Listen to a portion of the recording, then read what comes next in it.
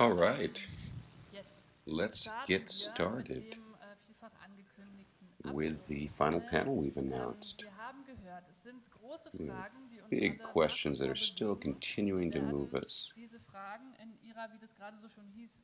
Let's deal with this nice expression, over complexity, that we'll deal with the next 90 minutes. But we also want to continue. What do the next steps look like?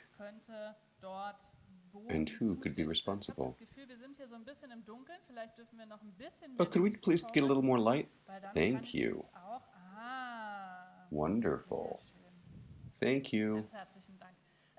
And right here, because we forget so often, let's give a nice round of applause for everyone dealing with the theater technology today. Thank you very much.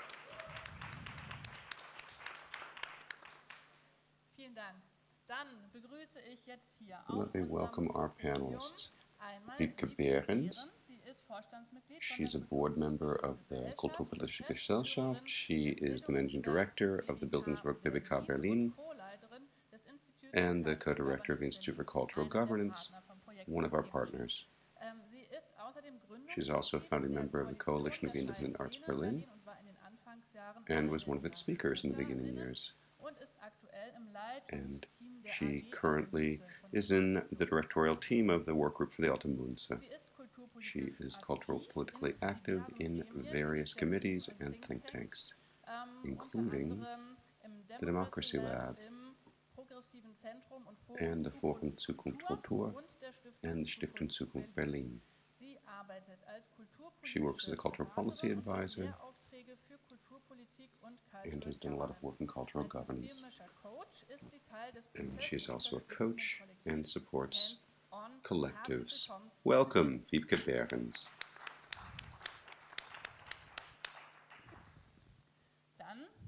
And on my left, Helge-Björn Meyer, the managing director of the German Federal Association of the Independent Performing Arts, for the special area of politics and committees. He's a dramaturg, performer, and curator of festivals, and has a lot of experience abroad, and has won many awards both nationally and internationally. And from 2018 to 2019, he was also the managing director of the State Association of Independent Arts in Saxony. Welcome.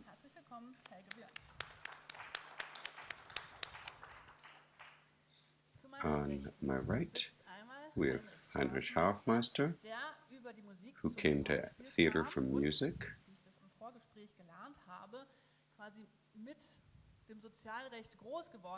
And he grew up with social law.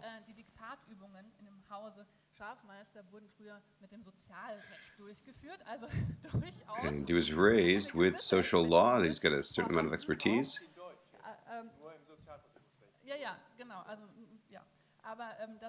But I found that very amusing. Seit der Gründung vom BFFS, dem Bundesverband oder der Bundesgewerkschaft im Schauspiel.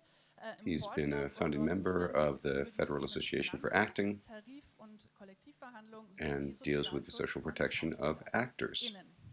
Welcome. Herzlich willkommen.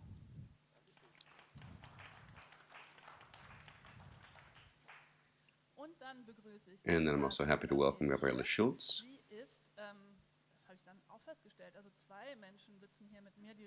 I've got two people sitting with me who've already earned the Bundesverdienstkreuz, a very, very high honor. She worked as an academic advisor for the Deutscher Kulturrat, and since September of 2008, she has been the deputy managing director. She is also the deputy editor of Politik und Kultur, a political magazine. Welcome.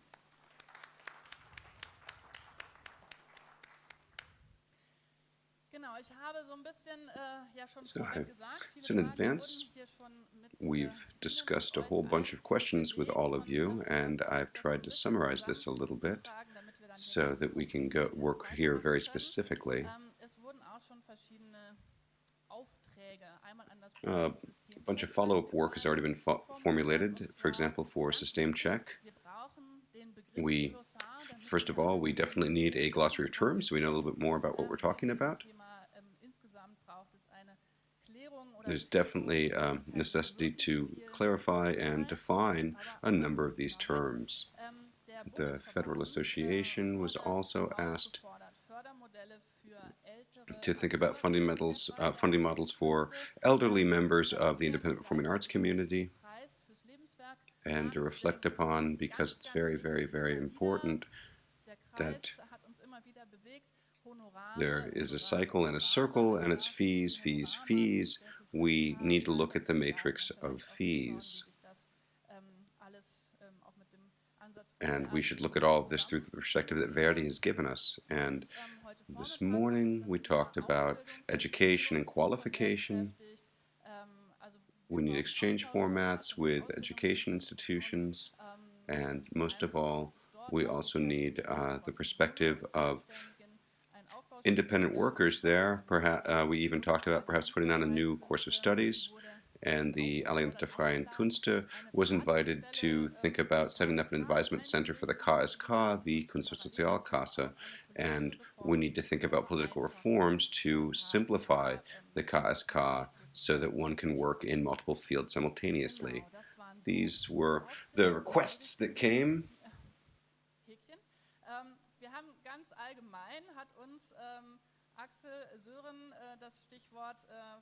And in general, we had these teams that came through. We talked about the necessity for definitions, and most of all, we also need social safeguarding for everyone who works and earns money, even those that work as independent artists and workers.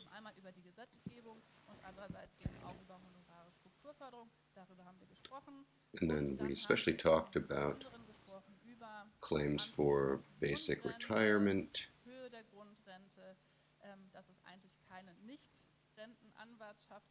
We also spoke about insurance for times between jobs and gigs. We heard examples from abroad that we discussed a little bit. We also talked about earning limits with the KSK for non-artistic work. We talked quite a bit about that we really need suitable laws to suit independent workers. And so for me, that's giving you a heads up about what's been talked about already.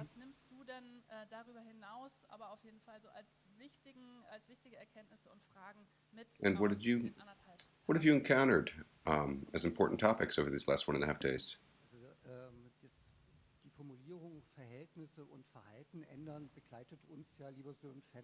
Well, we've been talking ever since our first conference in Bremen about relations and relationships, talked about minimum fee limits, wanted to reach a minimum fee limit recommendation.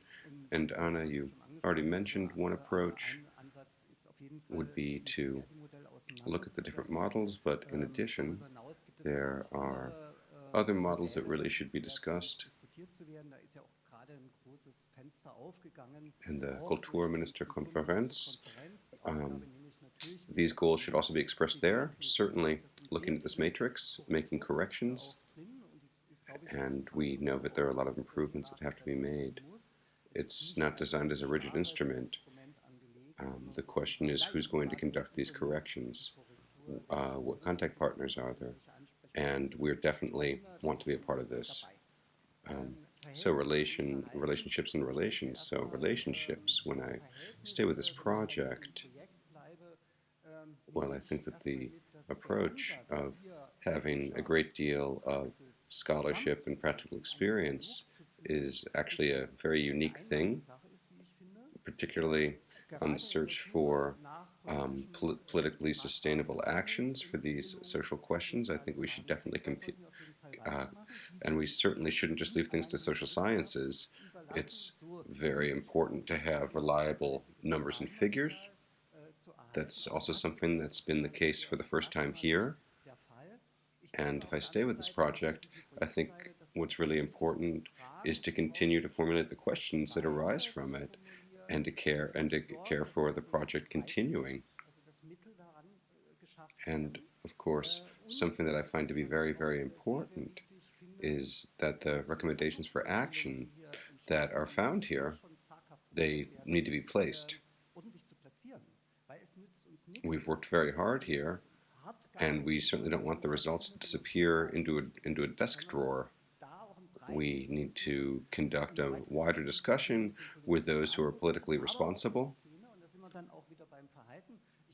I think that there are a large number of taboos within the community. The myth that the independent performing arts are simply solo freelancers. We had the discussion yesterday about alleged independence, where people claim to be independent but are actually working more or less under the circumstances of formal employment. We've heard a great deal about the Deutscher Rentenversicherung. We've heard about how we need to change the KSK so that it works towards our goals. We certainly can't solve these on our own, but we have a partner, the attorney Sonja Laser, because it's all about processes to reach these goals, and we have to make sure that things that used to be stigmatized, we need to get rid of these taboos. I think it's very important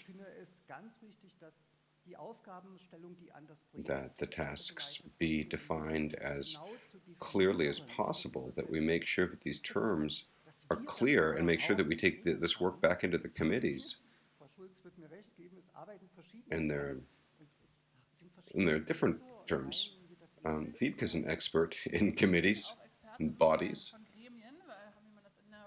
And you just spoke very specifically about the tasks that await the community and what needs to go in the direction of the politicians. You've also praised the practical incorporation of the project very much. So Wibke, what are the next steps, do you think? Well, let me take a little step backwards. We talked about a flexible matrix, and I'd love to also talk about fluid biographies, because there's an earning patchwork, a potpourri that shows up in the biographies of the individual members. And here in Systemcheck, I'm going to talk today as the Institute for Cultural Governance. We're very close to this. We've worked very, very closely with the members of this community and do so the entire time.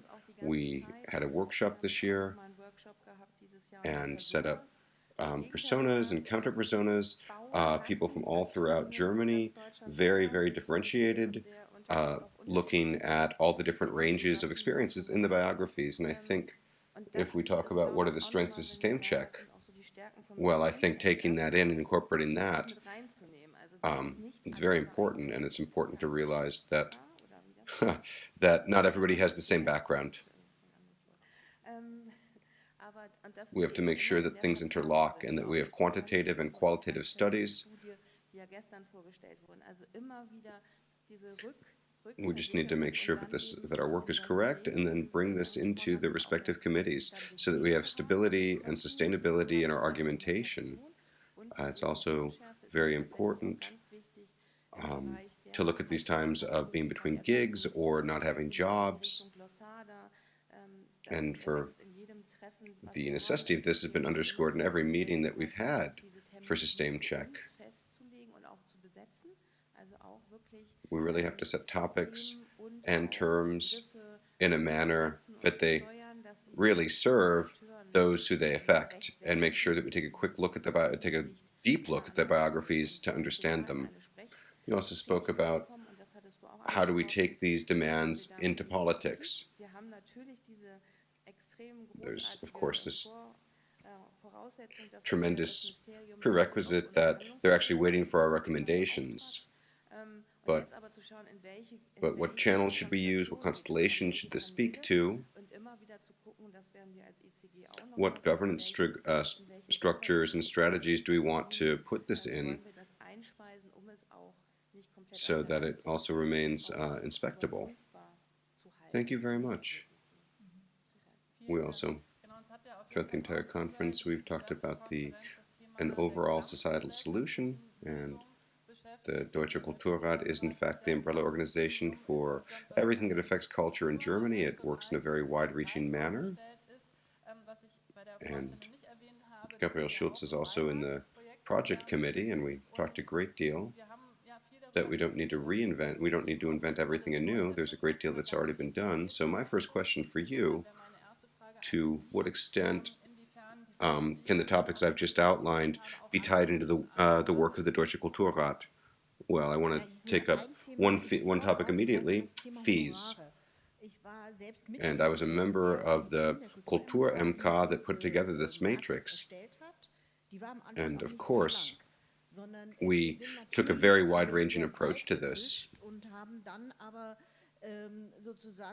And then we concentrated on the few parameters that were in there. It was a process, even also with the idea that the matrix should also be for those who provide funding and subsidies. And within the fee commission, we also placed a great deal of value on the discussion with a wide variety of associations of those who represent independent freelance workers. That was fantastic. Afterward, there was a hearing both on the communal level as well as on the federal level of those providing funding. And I think the Commission profited a great deal from this. And then we agreed upon a first very slim model in order to be able to start. The conditions are relatively good because in North Rhine-Westphalia, because they're already known and they were taken over, which is not something that you can necessarily expect when a minister changes. When there's a change in ministry, we can't necessarily expect that people will take over the work of the former minister, but that is an excellent, good starting position. The second is that there is a law regulating culture in North Rhine-Westphalia so that they have to do this. They are compelled legally to do so. I think it's also a very important task, like an association like the BFDK, which works nationwide, and it can encourage the other individual states to say, look at what this state is doing, why don't you do something like this? Because we know that the matrix can't be exactly the same in all the states, but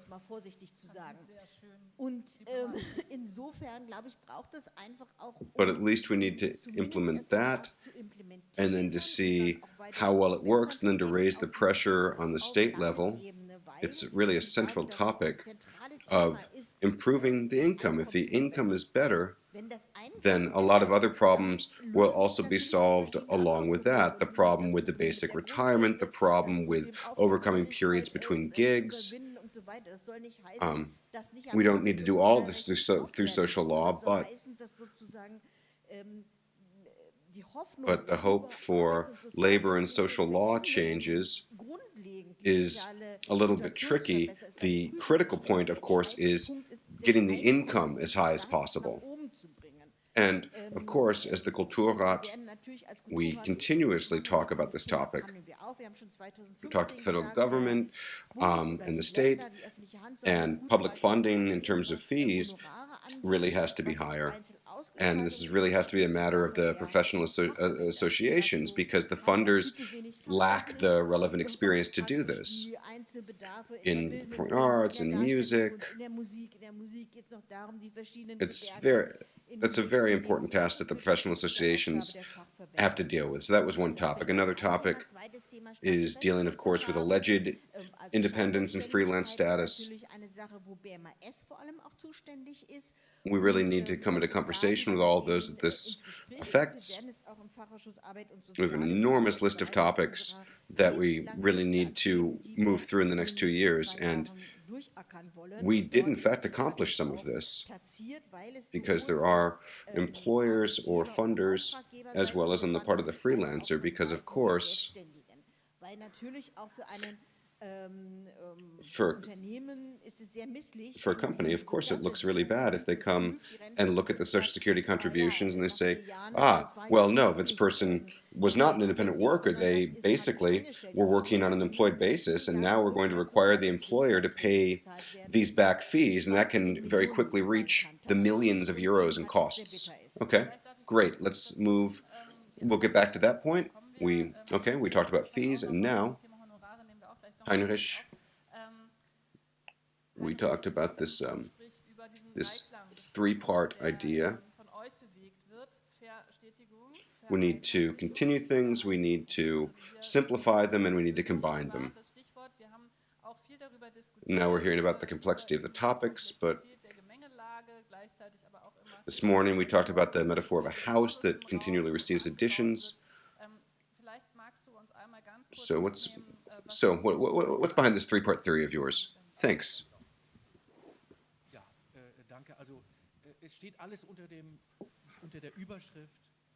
So it's all social, fair, secure. That's what we want to do. We want to secure a fair social situation for artists. Hold on 1 second. We said we weren't only going to speak of artists, but of cultural workers. All of those involved in making sure that a piece of art comes to shape. Yes, of course. It's everyone who's involved. Yesterday, we always say culture workers. That term includes more than simply the artists themselves. And it's correct that is pointed out. So, fair social conditions, or social Versicherung is a German wordplay.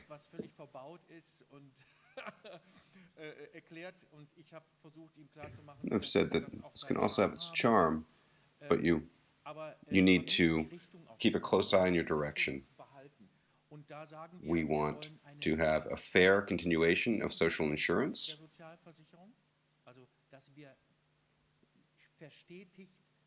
It needs to be, and this is in all 5 types of social insurance. It doesn't matter if we're talking about mini jobs, we're talking about full-term employment, full-time employment. The conditions have to be fair, and they have to be continued. It needs to be homogeneous. And then we need another German wordplay, fair Einfachung, a fair simplification. We have 10 conditions that are possible. We talk a lot about hybrids, and there's 8. There's 8 different types of condition for full-time employment, and then 2 more that come in with freelance work. And all 10 of these need to work. And all 10 of these are treated differently. They have different problems. And we have this patchwork, and we're jumping back and forth the entire time. We need to have a fair simplification. We need to make a fair uniformity and homogeneity for these topics. So we need this fair simplification. It's a lot easier said than done.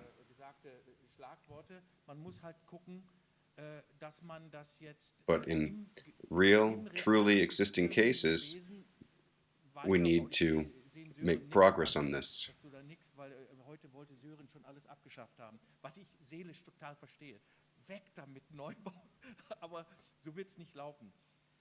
Let me just jump in here. At our event in September in Bremen, we also heard 3 claims formulated. It needs to be transparent, it needs to be comprehensive, and it needs to be simple and simplified. Well, we can certainly say that the combined claim is that legal insecurities has concerned us the entire time, and I think we can all agree that things need to be simplified. Let's come back to the topic of fees,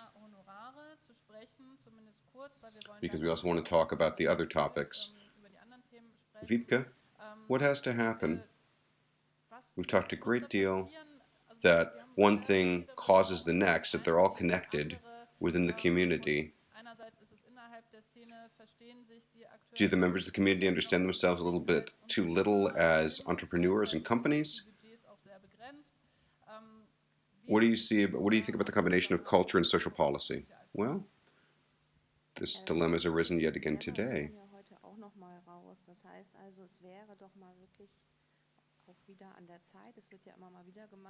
So, we need to really figure out what the real hourly rate is. As a freelance independent worker with all of these responsibilities, what are my actual costs? And with that, what would a realistic fee be?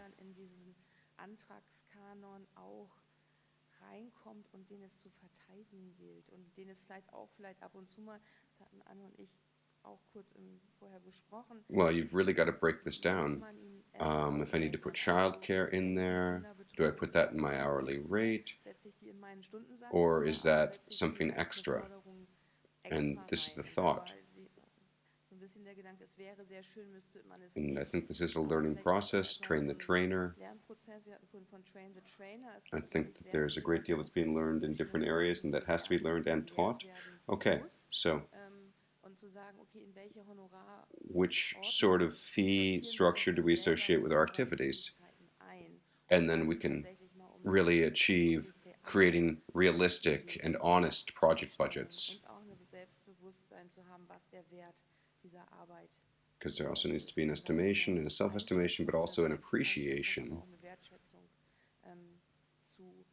It's definitely going to be a process, but we've discussed this dilemma before. So what happens if there isn't more money? Some of the federal states said it'll be less produced. This will cost in content and in passion.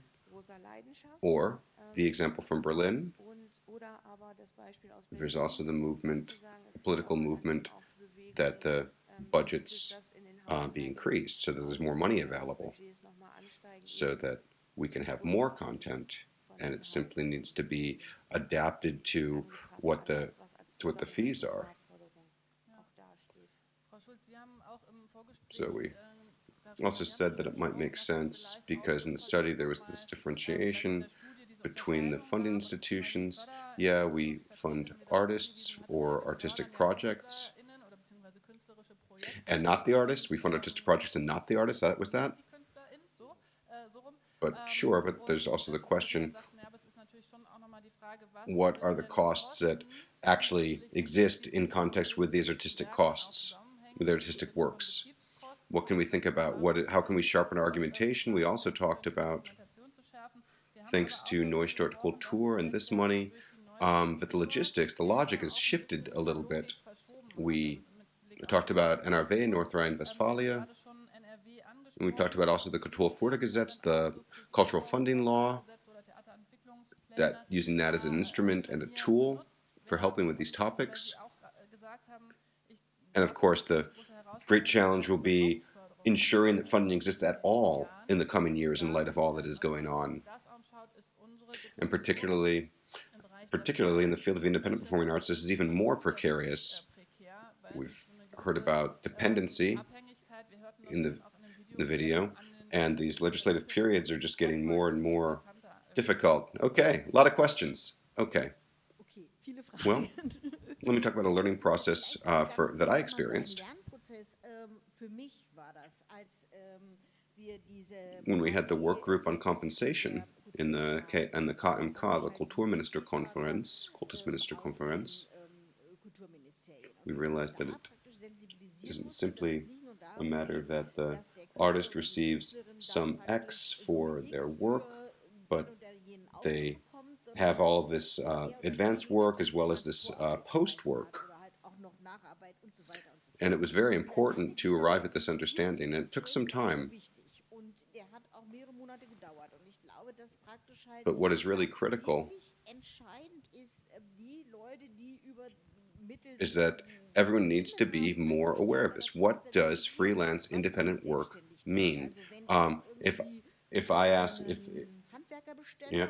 If I ask somebody who does repair work to come and offer them €100 an hour, that's not only their fee, that's everything that makes up this operation and this learning process.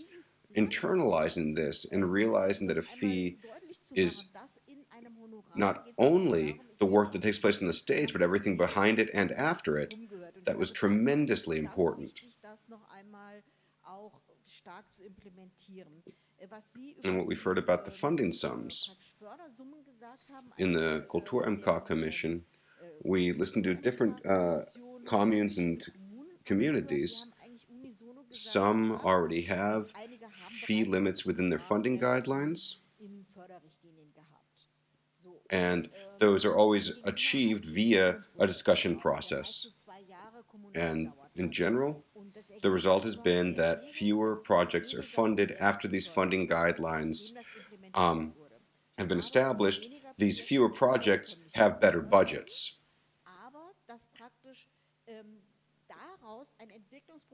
But this also resulted in a process where the amount of money available for projects ultimately increased, not only in Berlin. Of course, it's a little bit bitter to say, yes, there will be fewer projects, but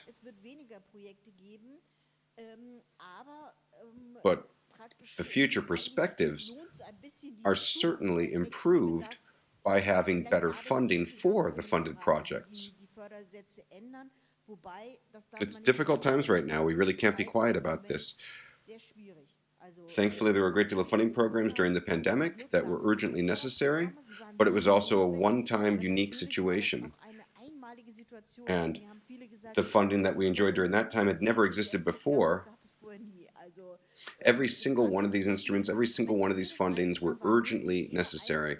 I don't want to talk about this in a small way. It was of critical importance. And now we're entering a phase where these funding programs are running out, the state programs are running out, and we have a situation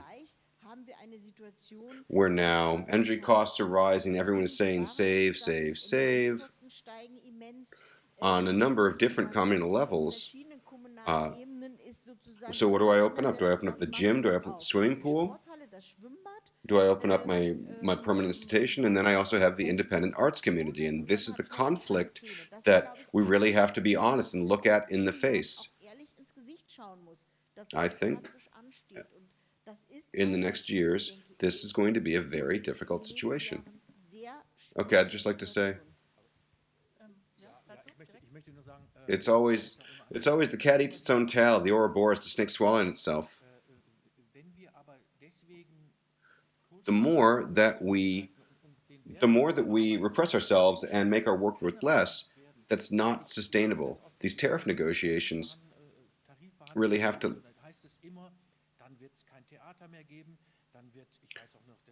We need to get past this. We need to get past the argument that if the prices continue to increase, we won't be able to produce anymore. Sure. Yes, we do need to save. Yes, there's a lot of pressure, but at the end of the day, but if we have too much understanding for this argument, excuse me, we also need to know that what we do has its own value, and that needs to be protected and enforced. But if we don't agree upon our value for ourselves, no one else will do it. Just one word. Ganz kurz ein Wort nur. 1976 hat Heinrich beim Schriftstellerkongress gesagt, Ende der Bescheidenheit. Yep, we need to, in this difficult situation, we can continue to fight for higher fees. Yesterday in the workshops, we talked a great deal about what needs to come after this workshop. And the minimum fee limits still are going to end up in poverty and old age. Oh, well, okay, let me jump in. I want to say, Ms. Schulz, thank you very much. I think that's the right sequence, the time after this, yes. But this project has also shown that these things all exist in relation to each other. They're all related. Last time we looked at things separately, all the questions, but actually they need to all be together. The implementation of fair pay can only be a part of a cultural development plan because we need to know where we want to go, what we want to achieve, who's there, what kind of offers are, how do the offers complement each other, what educational institutions exist. And in the communities that we work with, we see that there are more and more metropolises that we talk about, and we're regularly in exchange. And digitization has also led to an increase in knowledge.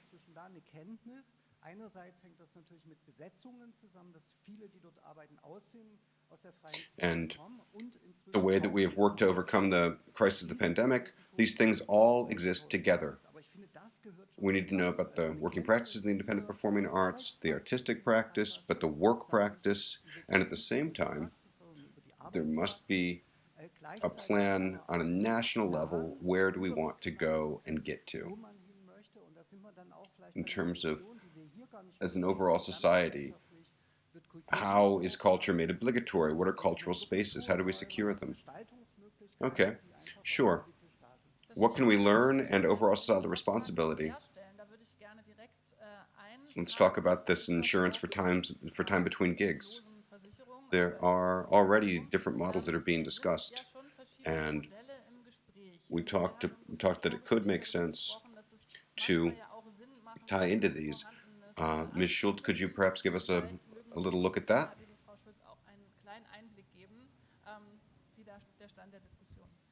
Let me say this a little bit differently. Of course, the COVID-19 pandemic showed that when there are periods between gigs, in a lot of artistic areas, not only in the performing arts, because of the lower income, but there's a financial necessity. The governing coalition determined that they would like to improve unemployment insurance for freelance workers, and this is what I want to build on. We really can't relax now. We need to keep pushing with our demands. I think there's a very good approach that can be discussed that we want to follow up. Mr. Weber from the Institute for Work Research presented that to us briefly. Important aspects are, for example, that freelancers can also be a part of this. It's going to have to change this dependent employment clause. We need to support more freelancers. And there are a number of other components. I think that's going to be a good way to work because it's pragmatic. Going a pragmatic way to extend the unemployment insurance for freelancers. And we can do that in this legislative period. And in the next legislative period, great, that was great what we started, but now it's time to continue. But it now needs to be improved once again.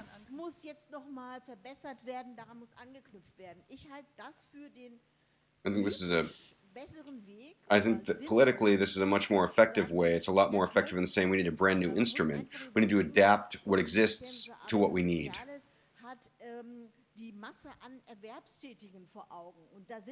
And I mean, the freelancers, they say about 2 million of them. Well, it's a small group. It's a tiny group. It's almost below the level perspective. Yeah, well, 100,000 is the number to be seen by politics. If you have at least 100,000, then politicians realize that they have to listen to you because you might have some impact on votes. Well, the good thing is the performing arts are present. I can imagine exactly what that is. Maybe you've seen these people on stage or on TV. You can draw on that. In other artistic areas, those don't even exist. I think it's going to be important. We're not anywhere near to the end of the discussion yet.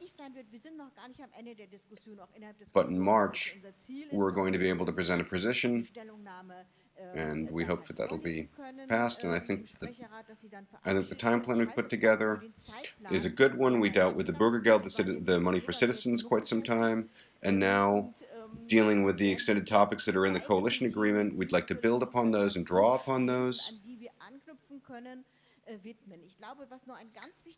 But the labor market reforms that are also planned also are associated quite closely with the idea of further education.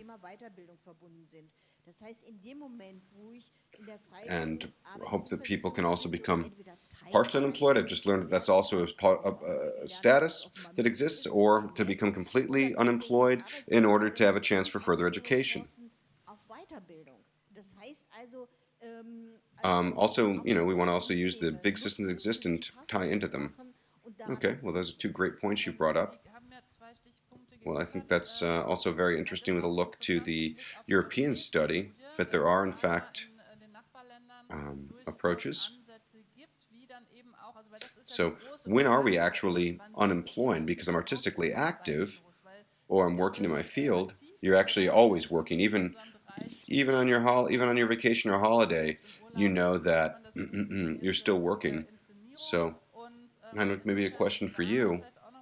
Heinrich, an dich die Frage, weil wir haben im Vorgespräch auch darüber gesprochen, oder im Video tauchte das ja auch wieder auf, ne, dass man dann zum Beispiel, man meldet sich für 1 oder 2 Tage ab, aber gleichzeitig ist man dann eigentlich... Even if you take a couple of days off, you're still working for the whole month. So what do you think about this in terms of the European studies? Hattest du das Gefühl mit Blick auf die europäischen Studien, dass man da zum Teil mit dem Blick ins Ausland... Well, it's a big question about what help we're talking about.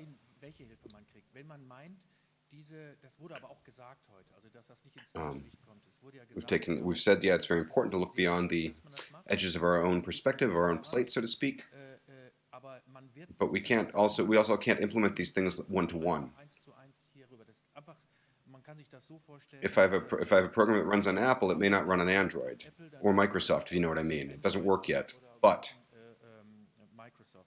I can tell Apple, hey, excuse me, but this works with Microsoft. Don't you want to have that work too? Well, if Belgium can do that or Portugal can do it, why can't we? I think that helps a lot in the lobbying work. You can also find examples from somewhere else. It's the biggest question.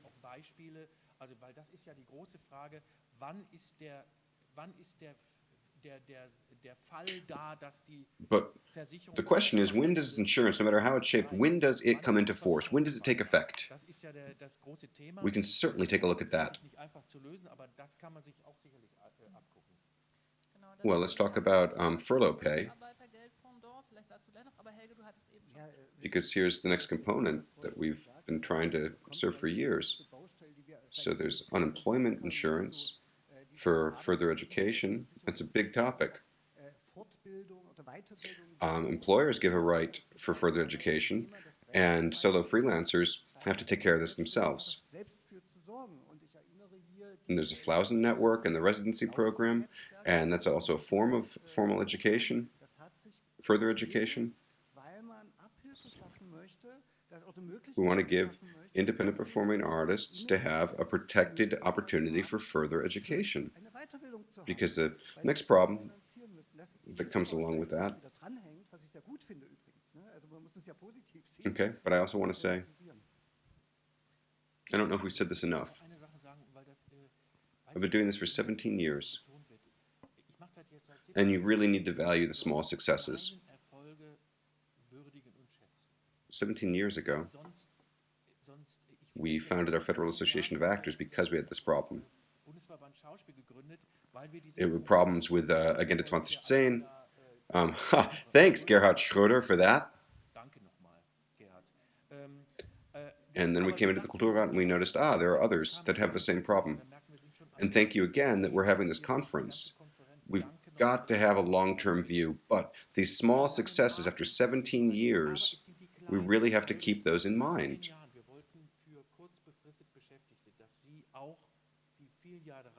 In 2005, 2006,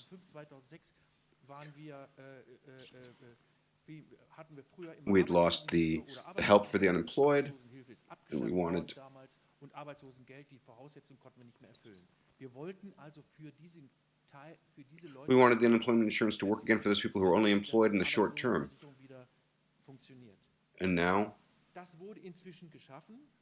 Und jetzt stehen sie and hopefully this is going to happen. im BMAS, Yeah, this law is still a little provisorious and improvised, jetzt dann entfristet but wird. Steht ganz hopefully the deadlines on it are going to be taken away. And that's an enormous point for us, and that's been 17 years worth of work. Und das hat 17 Jahre gedauert. Ich weiß, And- also wenn ich den jungen Leuten sagen soll, wartet nochmal 17 Jahre, dann But driften this sie ab. Ich verstehe das. Small success. Aber diese kleinen Erfolge sind wahnsinnig wichtig. Und sie sollten Now we've done that. Wibke dazu? Wibke? Dazu, beziehungsweise auch das, was Gabriele Schulz Well, gesagt hat, was I just want to die nächsten emphasize Krisen what und Gabriele Krisen Schulz auf jeden said, kommen the und in der next Krise, in der wir crisis that's sind going und to in den come, Krisen, and in die the noch crisis kommen that we're in, and the werden. crisis that we're going to enter Kultur into. kann Krise und Culture Krise braucht Kunst. can Also deal with wir müssen crisis, da and tatsächlich crisis auch needs art. sagen, dass Gesellschaft So und societally, Kulturpolitik ist and eben auch Gesellschaftspolitik, cultural aber policy eben is part of auch society, of Schaffen von course. Möglichkeitsräumen. Das heißt, auch die Gesellschaft und wir alle brauchen Society and all of us need art and culture right now, at the moment where we're falling into crisis burnout and we're having a societal depression because the crises are stacking up on top of each other now. We certainly can't fail to take this into account when we look at the overall budget and the budget of the German Bundestag. You can see that it's a really soberly small figure that is put aside for culture in the overall national budget. And if we talk about this Neustart money and about the black hole and the jet lag that's going to come up and the empty and of course the empty treasuries, well, we have a large number of things that are going to determine our work in the future. And it's important that I say that. Okay. Because this reminds me of Anke Strauss's opening speech at the Branchentreff, the industry get-together in Berlin. We have two massive upheavals behind us, the human race, like industrialization, and this is the third one, where it's not about expansion, but about reduction. And I heard that and thought, oh, okay, that makes sense. Oh, she was an organizational researcher, and then she laid out what we need to bring with us so that we are able to overcome and also shape these processes in a transformational sense. And we, the people in our field, have exactly what is needed. And I thought that was a lovely argumentation. We're needed now more than ever. Ms. Schulz, you just picked up the microphone? Sure. I just wanted to add to what Ms. Behrens said. I think we need to make sure that not just the federal government is funded, but also the states and the communities, the communes. Die Länder auf ihre Kulturhoheit pochen und dann aber wiederum sagen, oh, Bund, bezahl mal. Jetzt, wenn es wieder die Energiekosten geht. We really need to stop this where the states spread themselves out and say, oh, feds, please pay for it. The states need to also kick in. I mean, the primary financiers of culture need to be states and communes. That's important to me. It's very important to me. Kein Euro ist daran zu missen, aber natürlich vergleichsweise eine kleine Summe. And of course, this is comparably a small sum. And of course, from a societal point of view, it's also about strengthening the communes, the communities, especially the financially weak ones, because that's where it takes place for the very first time. The feds always have the problem of it can only fund what has national significance, but not everything does, and that's not necessary. I think it's really the local culture that's so critical that people come into contact with it there. That's where they have spaces to come into contact with it.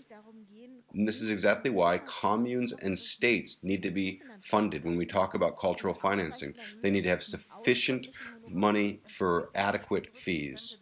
Well, okay, so how can we do that? Well, practically, with the communes, a really important point is that we need to forgive the debt for these communes that are completely over-indebted. And how can you distribute the taxes differently? Because right now the feds have taken on a huge number of debts and the states look pretty good. That also constantly shifts.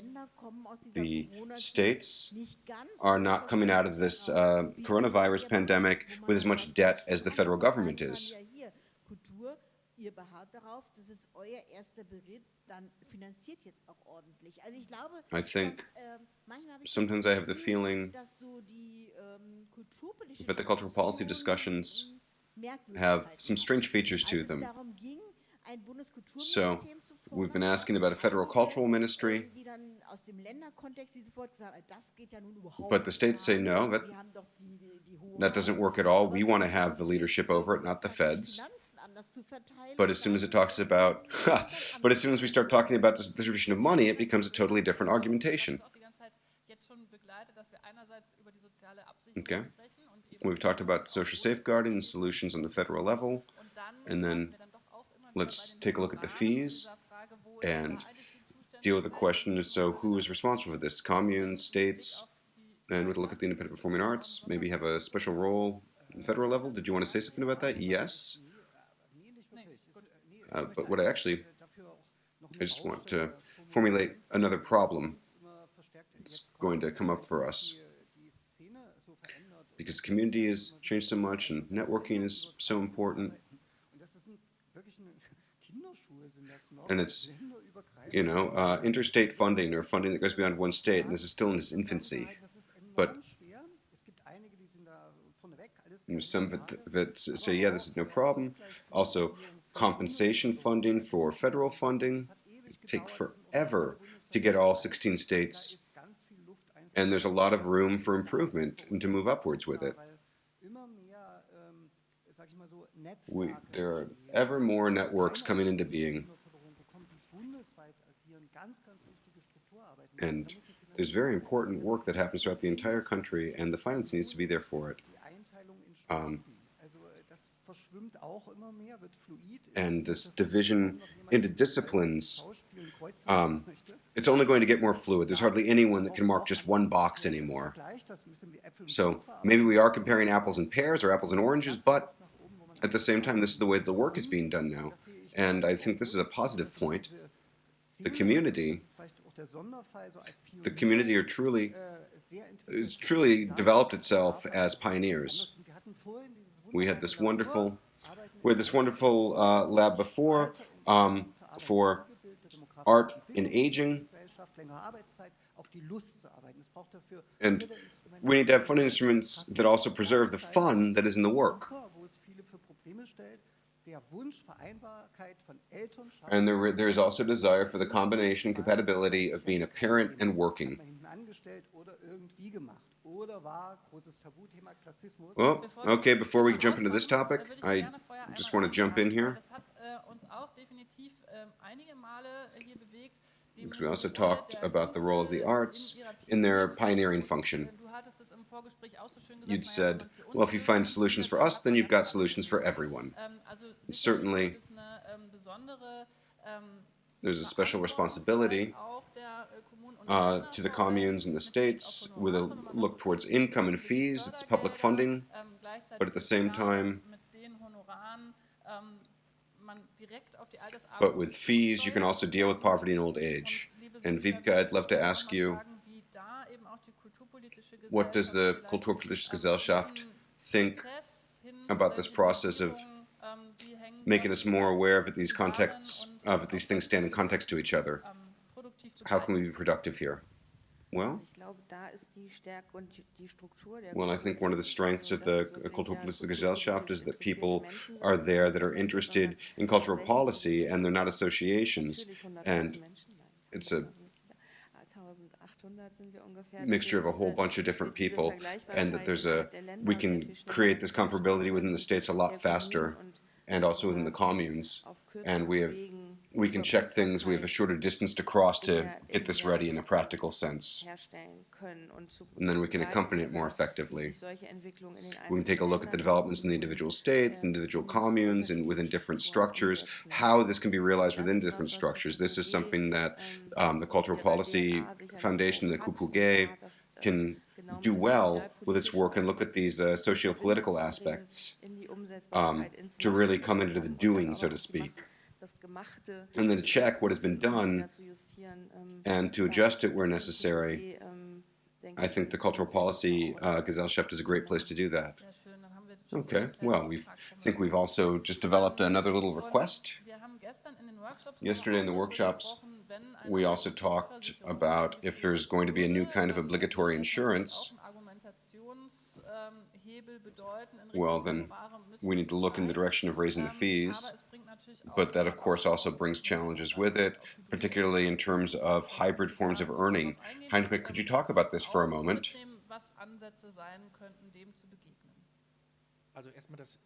The problem, so we always have two problems. One, I'll stay with retirement. We have earnings that have gaps in them. We have all these different forms of employment. We have gaps within those. And we have overpayments, excessive payments. I've received my retirement account, and I try to take good care, but there are gaps by me. My wife is upset because we've paid 30 to 40,000 euros that are gone, that we can't get those back because those are overpayments. Because normally the state health insurance funds are there to see if there have been overpayments, and they're supposed to pay it back, but they don't do it. They can't handle that work. Johannes, you just said, where are you? Can't see you. Oh, there you are. Jonas.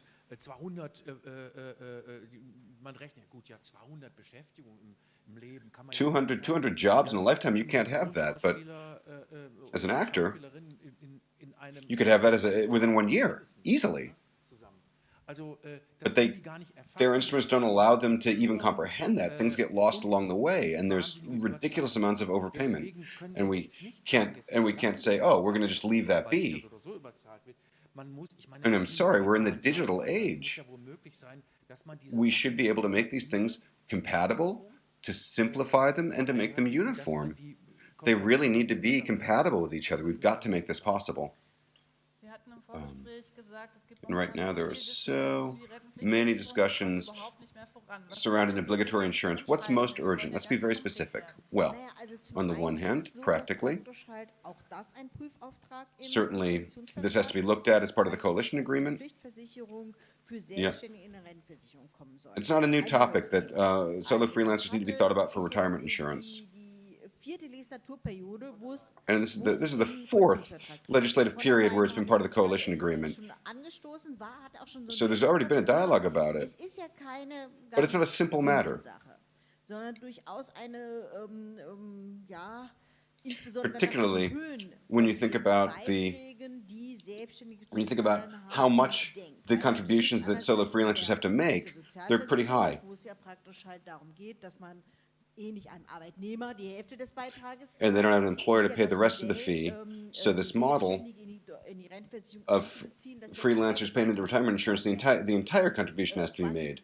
And that can be pretty significant. So also there, we need to develop mechanisms for dealing with a contribution in a manner. What is the income? Do other incomes count, or only income made from work? And then practically, how do we avoid throwing the baby out with the bathwater? We want to bring everybody into this, but we don't want to have something that can't be realized at all. We talked about a 500 euro minimum contribution, but for those who work in the artistic area, I hear people laughing. That's not realistic to make a contribution of 500 a month. I think you really have to take a look of how we're going to take the various topics that we've brought up. I think the chance for realization, it's just my perspective. I think it's easier because there's already a huge amount of work that's already been done. And then the next topic has to be retirement insurance. But in every case, it has to be approached practically because there's a large number of people who work in culture who are not part of the KSK, and they need other kinds of safeguarding. And I just want to address one other point here. Maybe I've just been around for a long time, but I would really like to warn everybody against making any definition about what an artist is.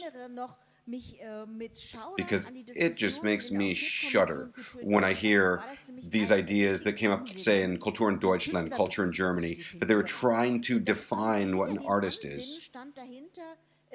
And the goal behind that, of course, was to keep the number of those insured as small as possible. So truly, only a pure artist, which is completely romanticized, is that person who months long, years long, sit writing a book, and then it comes out. Please be careful of this. Also, with a look at the studies from the other European countries, there was also, from Belgium, we heard that the artist status was actually expanded, not restricted. It went in that direction. I just want to ask you one question here, because we had this in the workshop yesterday as well. The question of what point does retirement come in? Can artists actually retire? Can they afford to? Are there bonus points or something like that based on how long they've worked in years? Or are there any considerations in this direction? Or would this also be something that we could say to this project, we'd like workshops on this topic, we'd like to be able to think about this and develop models? Well, I think we should go more in depth with this, because it's certainly interesting to think about this, because, of course, the moment into which I pay into the insurance, whether as a dependent worker or as an independent worker,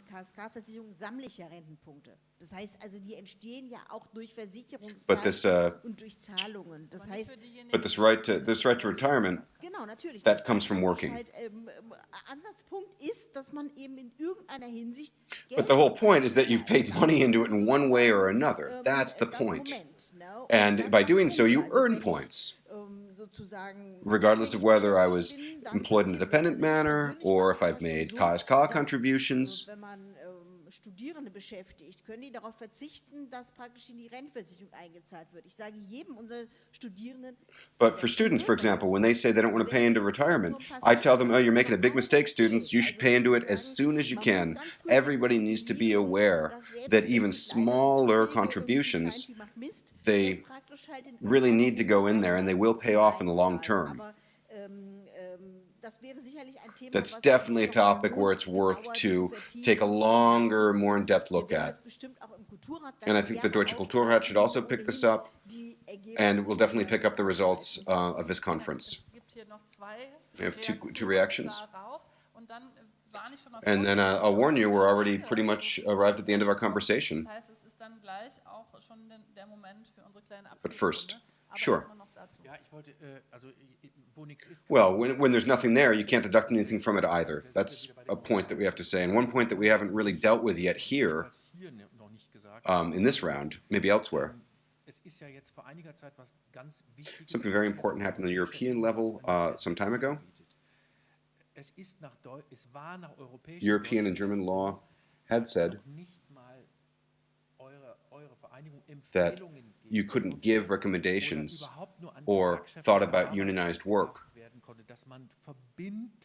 that there were binding tariffs and binding compensations. That was not the case.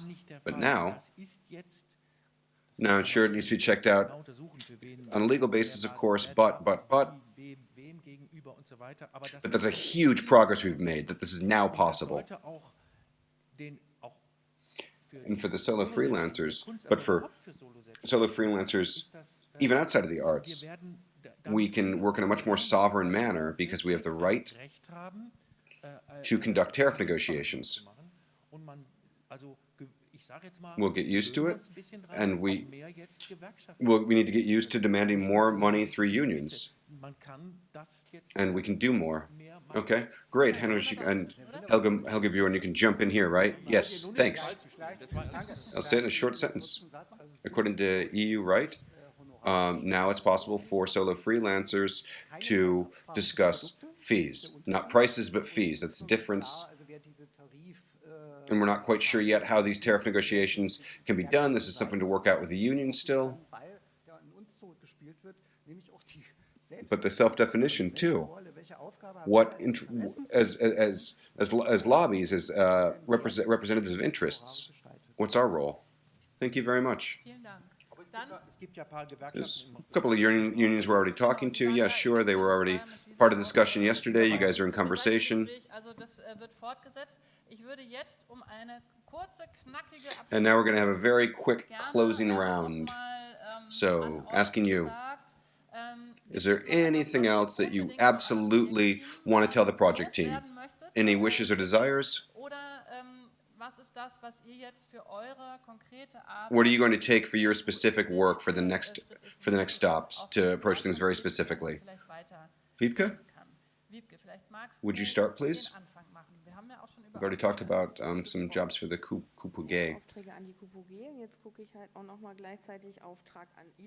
I think it also involves System Check and ICG, Institute for Cultural Governance. We've seen just yet again how important it is to create alliances and to come out of being hermetic and to really look around because we're stronger together than we are alone. And I think cultural policy, getting ready to prepare the recommendations for what we've done in System Check, that we're going to submit. But the Institute of Cultural Governance can also take a look and see what strategies and structures have proven themselves to be useful up to a certain point.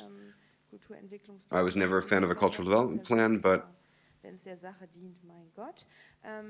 also to take a look and see what's going to happen after System Check. What is our job?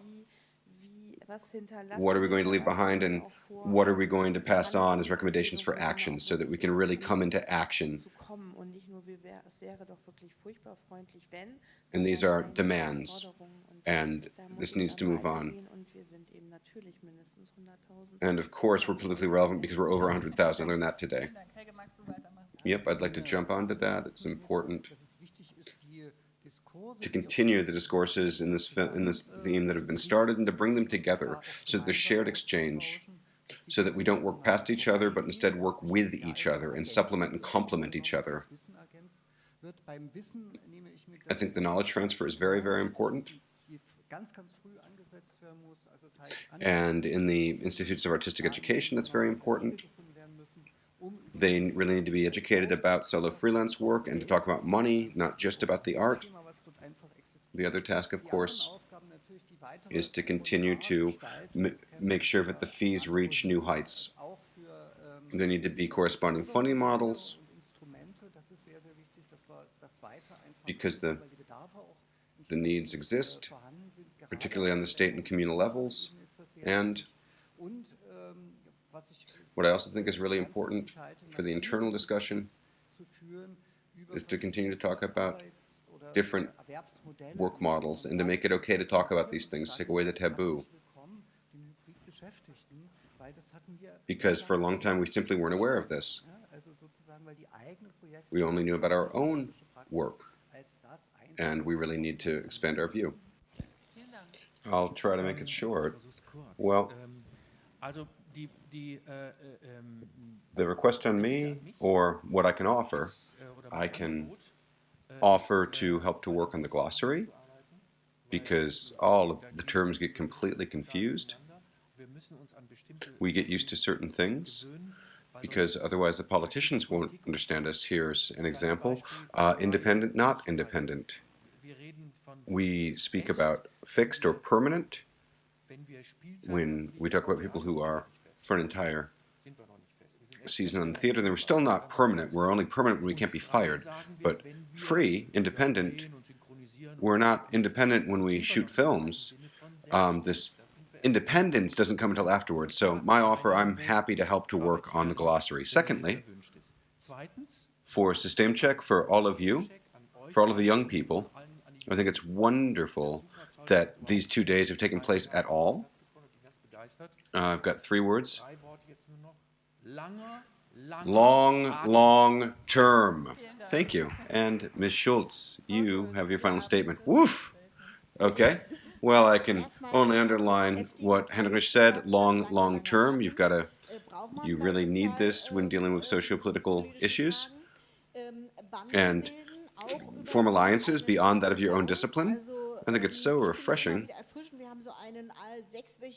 We have a jour fixe with Allianz der Freien Künste, and it's so interesting to learn from each other and to hear how it's going for other artistic areas, and then to bring what we've learned to the attention of the politicians and decision makers, because we can only realize or implement what we've worked on. We can only work with what is brought to our attention. That's very important. Of course, culture always takes place on a meta level. There's a lot of special things that can't be taken into account, but in the sense of making things simple, making things uniform, making things fair, there's a lot that we can do together. And that's my offer. We know each other.